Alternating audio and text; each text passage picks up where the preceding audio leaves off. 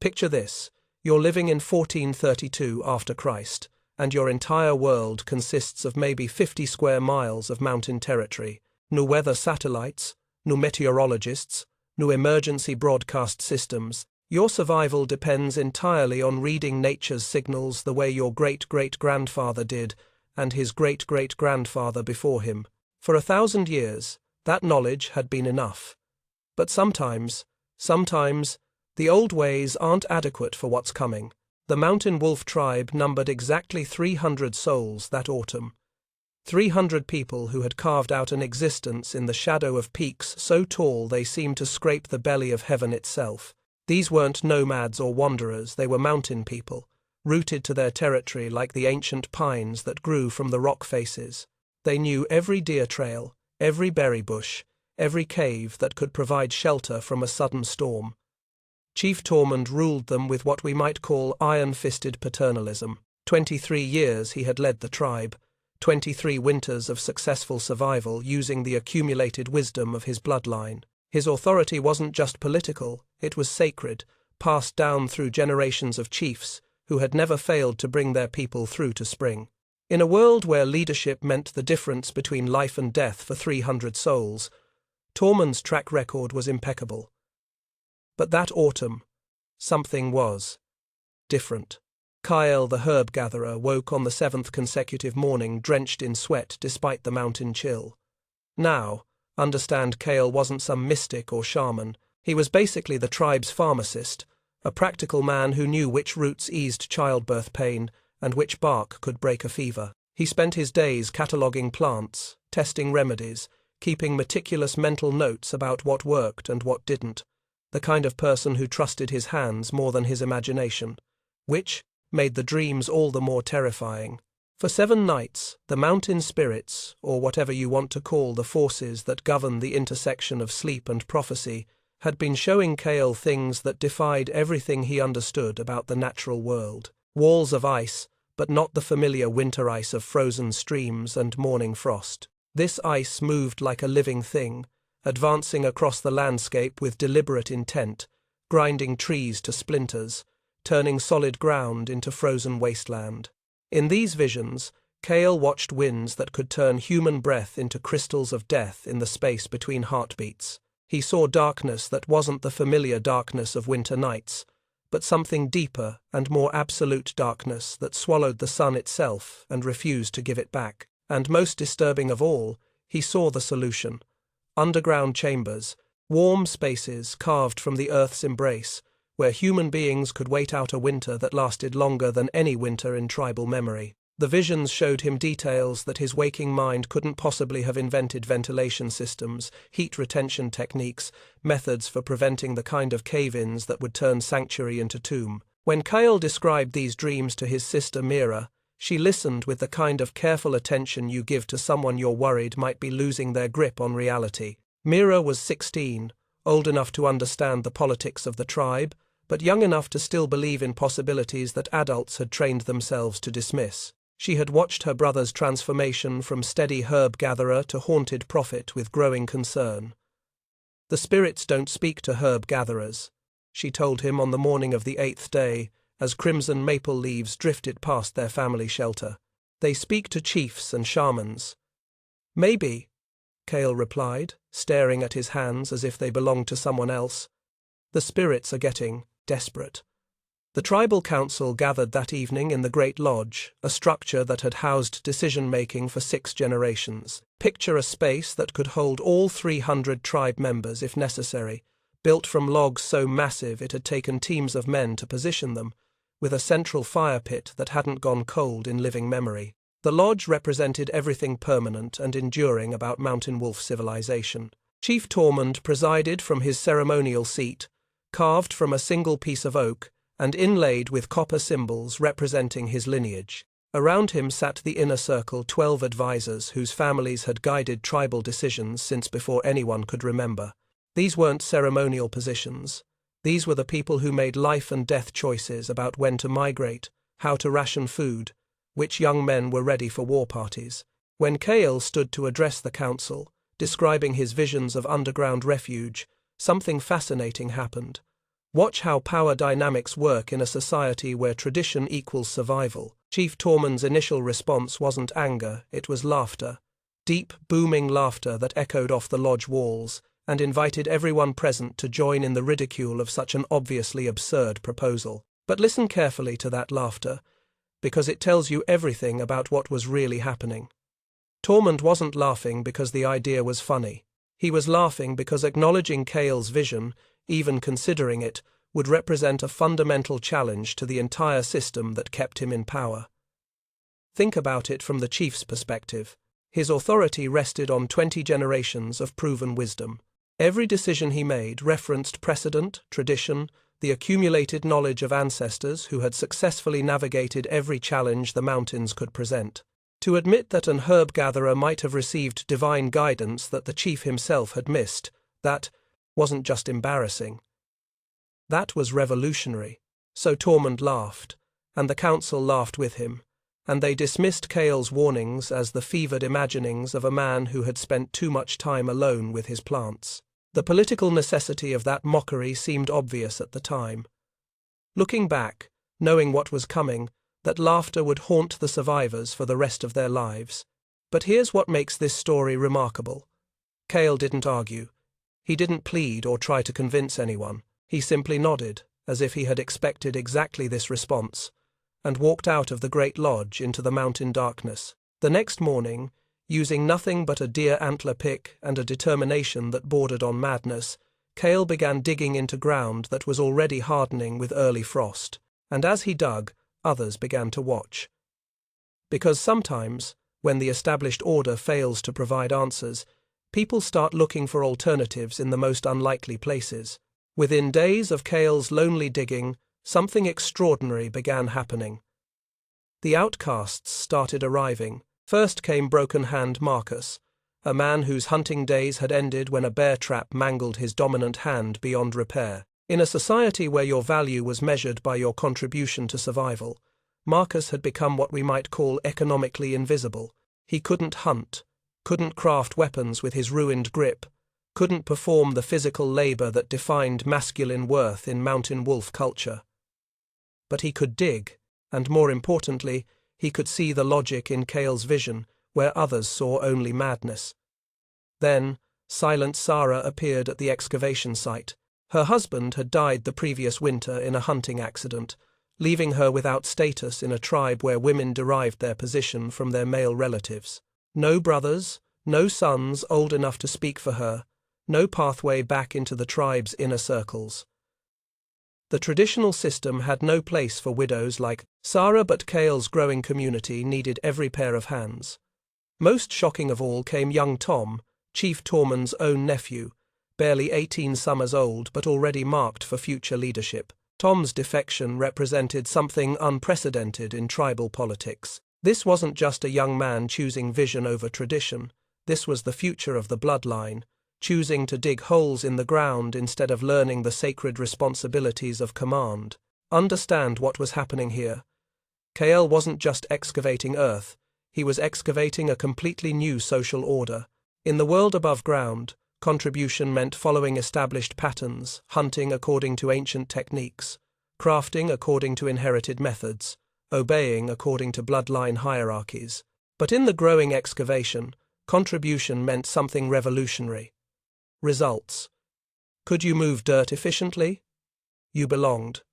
Could you solve engineering problems? You belonged. Could you organize work teams? You belonged. Your birth name, your family connections, your traditional status, none of that mattered when facing the technical challenge of creating underground refuge against an impossible winter. By the end of October, 23 people labored in shifts around Chaol's expanding shelter.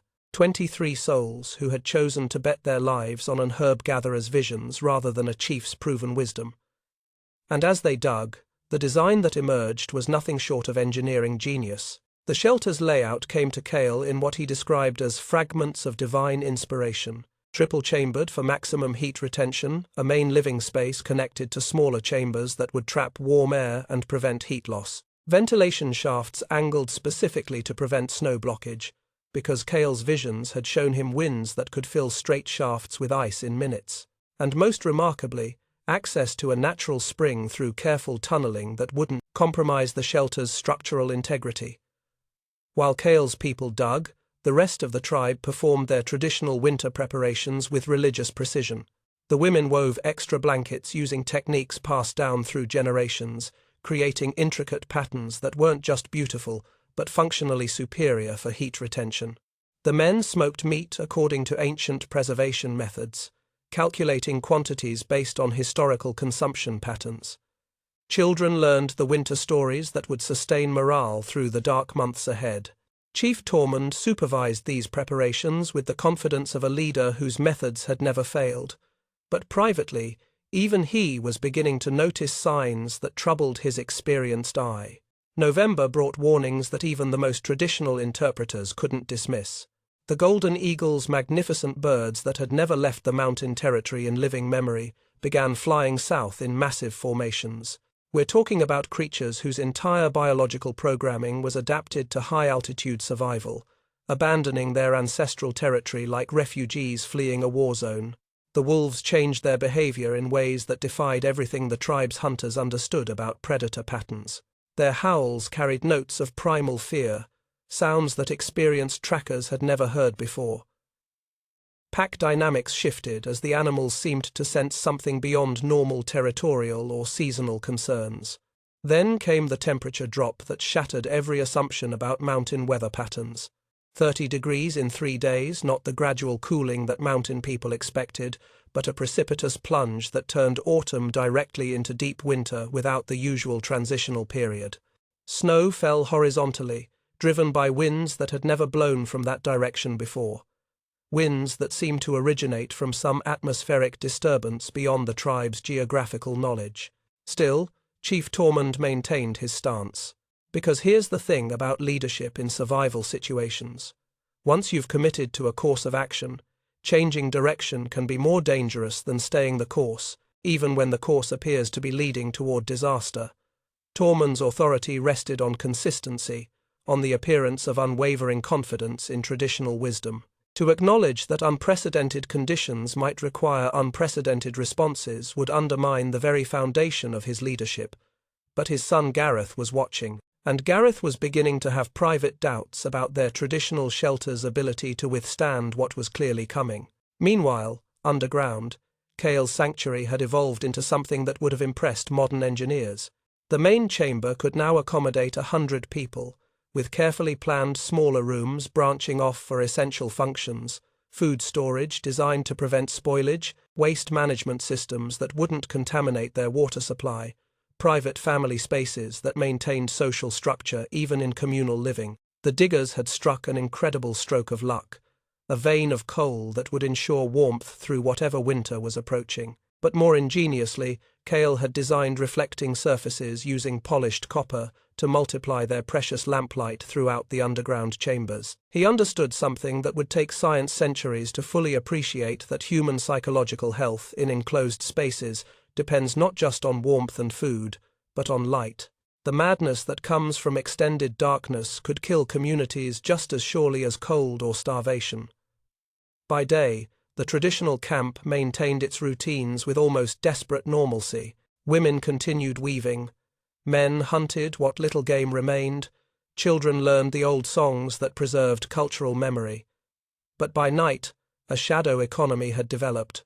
Secret visitors crept to Kale's shelter, bringing supplies and stealing knowledge. 5 families began living double lives, publicly loyal to Chief Tormund, while privately hedging their bets by contributing resources to the underground community. The economics of survival had created something unprecedented in tribal history, an underground market in hope itself. The first true blizzard struck on November 15th, and it lasted 4 days of howling wind and temperatures that dropped below anything in tribal memory. Traditional shelters, built from bent saplings and covered with carefully prepared hides and bark, groaned under snow weight that exceeded their design specifications. 3 shelters collapsed, though their inhabitants survived by crowding into neighbors' spaces, a temporary solution that revealed the vulnerability of their entire traditional system. During the storm's brief eye, that eerie calm period when the winds momentarily stopped, Kale and his followers performed what would become legendary. the rescue of 3 children trapped in ice caves. Using techniques learned from their excavation experience, they navigated frozen terrain that would have been impossible for surface dwellers to traverse safely. When the grieving mothers of those rescued children publicly defected to join Kale, bringing their extended families with them, Chief Tormund faced his first open rebellion in 23 years of leadership. 42 people now lived underground, while 258 remained above, their fates intertwined with their leader's pride. And winter was just beginning. December brought the apocalypse. I want you to imagine cold that doesn't just bite cold, that kills exposed flesh in 30 seconds. 60 degrees below freezing. At those temperatures, the air itself becomes your enemy. Breath turns to ice crystals before it leaves your lungs. Metal tools become so brittle they shatter like glass. The human body, which can adapt to remarkable extremes, simply cannot function when the environment becomes that hostile. But worse than the cold came something that no amount of traditional preparation could have anticipated: the darkness. Snow fell so thick and clouds hung so low that noon became indistinguishable from midnight. For 21 days, a period that survivors would forever call the eternal night, the mountain wolf tribe endured conditions that erased entire neighboring communities from existence. Not just defeated them, not just scattered them, completely erased them, as if they had never existed at all. Underground, Kale's shelter had become home to 178 souls. Think about that number for a moment. This wasn't the original 23 diggers anymore. As conditions above ground deteriorated beyond survival, families had made desperate calculations about pride versus preservation. 178 people pressed together in carefully organized spaces, their survival dependent on systems that Kale had designed based on visions that the tribal council had mocked just months earlier. The social transformation was as remarkable as the physical engineering. Kale had established what he called the Council of Voices, a revolutionary system that distributed leadership among those with essential skills rather than traditional bloodlines. Marcus, the broken-handed former hunter, managed food rationing with mathematical precision, calculating that each person needed 1,200 calories daily to maintain body heat in their underground environment.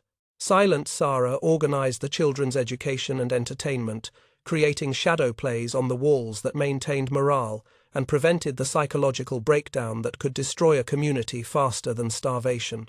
Mira, Kale's 16-year-old sister, led the water management team with an expertise that would have impressed modern engineers.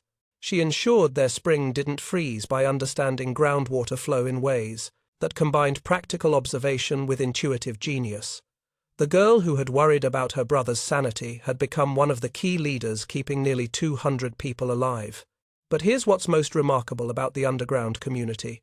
Social hierarchies that had defined tribal life for centuries simply dissolved in the democracy of survival. Former nobles learned to empty waste buckets without complaint. Commoners made life-saving decisions about resource allocation. Children who would have spent years learning their proper place in traditional society found themselves contributing essential labor alongside adults. Meanwhile, above ground, catastrophe compounded upon catastrophe in ways that defied every assumption about survivable winters. The traditional shelters couldn't maintain heat when temperatures dropped beyond anything in cultural memory. Families began burning their most precious possessions for warmth: ceremonial masks, carved by master craftsmen, wedding garments that represented family wealth, totems passed down through generations as connections to ancestral spirits. They were literally burning their cultural heritage to survive one more night. Chief Tormund, even as his people died around him, refused to consider evacuation to Kale's shelter. This wasn't just stubbornness. It was the logical conclusion of a leadership philosophy based on absolute commitment to traditional wisdom. To admit that the herb-gatherer's visions had been correct would invalidate everything Tormund represented, everything his authority was built upon. On December 21st, during the height of the eternal night, Tormund made a decision that perfectly encapsulated both his courage and his tragic limitations. He ventured out to inspect the furthest shelters, to personally assess the condition of his people who were struggling most desperately against the impossible conditions. He never returned. 3 months later, when the snow finally began to go, Melt, they found his frozen body still standing upright, having died on his feet like the proud warrior he had always been. Even in death, Tormund maintained his dignity, his commitment to his people, his refusal to compromise the principles that had guided him through 23 years of successful leadership. But principles, no matter how noble, cannot defeat meteorological impossibilities. Gareth inherited leadership of 78 survivors from the original 258 who had remained above ground. 78 people from nearly 300, a casualty rate that would have ended most communities entirely. But Gareth, unlike his father, understood that survival sometimes requires abandoning pride in favor of pragmatism. On December 23rd, in the middle of the eternal night, Gareth made the decision that saved the bloodline of the Mountain Wolf tribe. He led his remaining 78 survivors through howling darkness toward Chael's shelter, a journey of only 300 yards that felt like traversing the surface of an alien planet. They lost 12 people on that 300-yard journey, 12 souls who made it through 2 months of impossible winter, only to die within sight of salvation. The margin between survival and death had become that narrow, that unforgiving. But 66 people reached the shelter entrance, collapsing into warmth and light after months in a frozen hellscape that had killed 120 of their friends and family members. The integration of former enemies in the warm darkness below ground created scenes of profound humanity that would be remembered in tribal stories for centuries. Reconciliation between those who had mocked and those who had dug, shared grief for the 120 lost souls whose bodies lay frozen in the ruins of traditional shelters, and most remarkably, the forging of a new, unified tribe from the ashes of the old. Chief Tormund's pride had cost 120 lives. But his son's humility had saved 66, and in the mathematics of survival, that humility would prove to be the foundation of everything that came after. In the warm underground chambers, surrounded by people who had survived the impossible, Gareth formally acknowledged what everyone already knew. Chael's visions had been correct, the traditional preparations had been inadequate, and their survival depended on embracing new wisdom rather than defending old assumptions. The eternal night finally ended on January 12th, but when the survivors emerged, they would discover that the world they had known was gone forever. March 15th brought the first hint of warmth, a temperature rise to merely 20 degrees below freezing that felt tropical after months in winter's death grip. When the 244 survivors finally emerged on March 28th, they stepped into an alien landscape that bore no resemblance to the world they had known. Forests that had stood for centuries lay flattened like broken matchsticks, trees so massive that it had taken teams of men to harvest them for the Great Lodge were now snapped and scattered across the mountainside, as if a giant had thrown a tantrum with the entire ecosystem. The familiar river ran in a completely new channel, carved by ice dams and catastrophic spring melting that had reshaped the geography itself. But the most sobering discovery came when search parties ventured to neighboring territories. Of the 12 tribal communities within walking distance, peoples who had traded, intermarried, and shared stories with the mountain wolves for generations, they found only scattered bones and empty camps. Entire civilizations had simply vanished, leaving behind nothing but archaeological remnants and the silence of places where human voices would never be heard again. The mountain wolves had become the sole survivors of what had been a thriving network of mountain communities. 244 people carrying the cultural memory of thousands. The immediate challenge of rebuilding fell to what Chael had established as the Council of Voices, but here's where the story takes another remarkable turn. Despite unanimous acclaim, despite being obviously and undeniably responsible for their survival, Chael refused the chieftainship. Instead, he proposed something revolutionary, a rotational leadership system where authority shifted based on seasonal needs and demonstrated expertise. Think about what that meant in a society where leadership had been hereditary for countless generations. Chael was essentially saying that the person best qualified to lead during planting season might be different from the person best qualified to lead during hunting season, who might be different from the person best qualified to lead during harvest or winter preparation. Authority based on competence rather than bloodline, leadership as service rather than privilege. The new settlement rose around the shelter entrance like a flower blooming from underground roots. But unlike traditional tribal construction, every building incorporated lessons learned from their survival experience. The underground chambers were maintained and expanded as permanent emergency refuge, not just for winter but for any crisis that might threaten the community.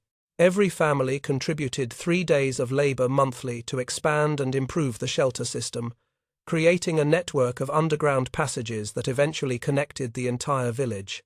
This wasn't just practical preparation, it was a cultural transformation that recognized preparation itself as a sacred duty. The festivals and ceremonies that emerged from their survival experience reveal how deeply the winter of 1432 had changed them. The Descent Festival, held each winter's eve, required every family to spend 3 nights underground, sharing stories and reinforcing collective memory of why their refuge existed.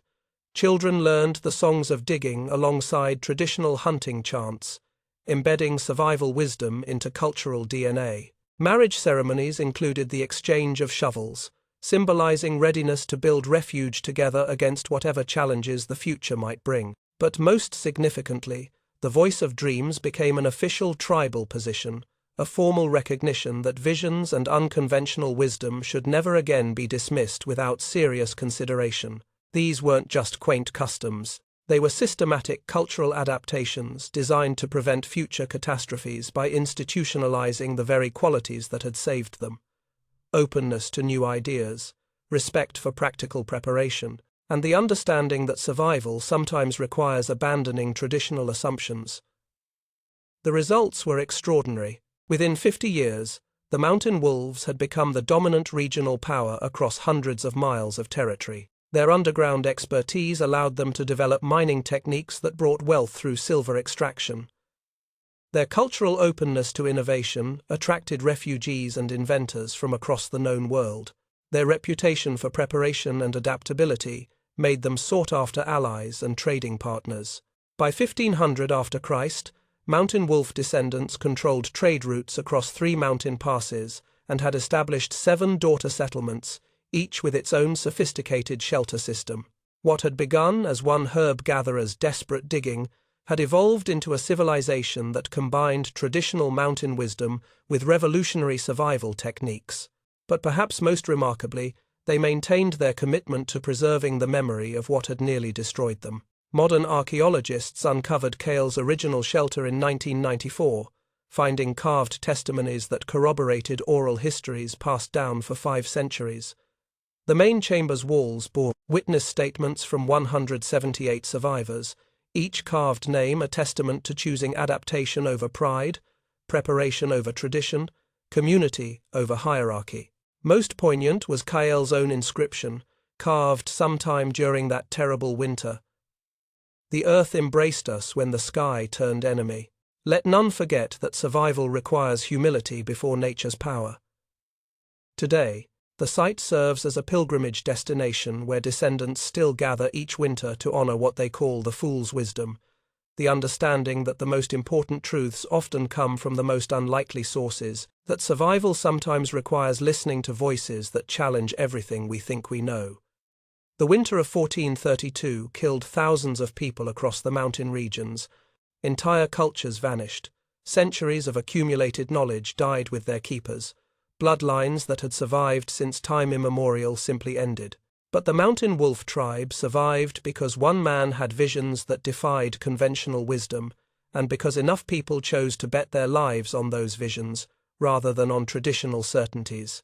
Kael, the herb-gatherer, never claimed to understand why the mountain spirits had chosen him to receive their warnings. He never declared himself a prophet or demanded worship as a savior. He simply dug holes in the ground because his dreams told him to, and when catastrophe came, those holes became salvation for 244 souls. Sometimes the most important wisdom sounds like madness. Sometimes survival requires abandoning everything you thought you knew about how the world works. And sometimes the fool who insists on digging when everyone else is laughing becomes the reason entire civilizations continue to exist. The mountain wolves understood that, and 5 centuries later, their descendants still remember the winter when mountain spirits whispered warnings to an herb-gatherer and how listening to those whispers made the difference between extinction and survival.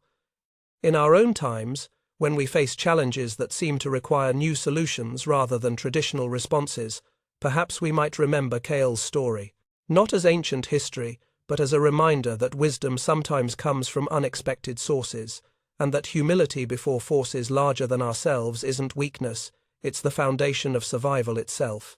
The earth embraces those who respect its power. The mountain spirits still whisper to those willing to listen. And somewhere, in situations we can't yet imagine, the next Kale is having dreams that sound like madness, but might just be the key to preserving what we value most.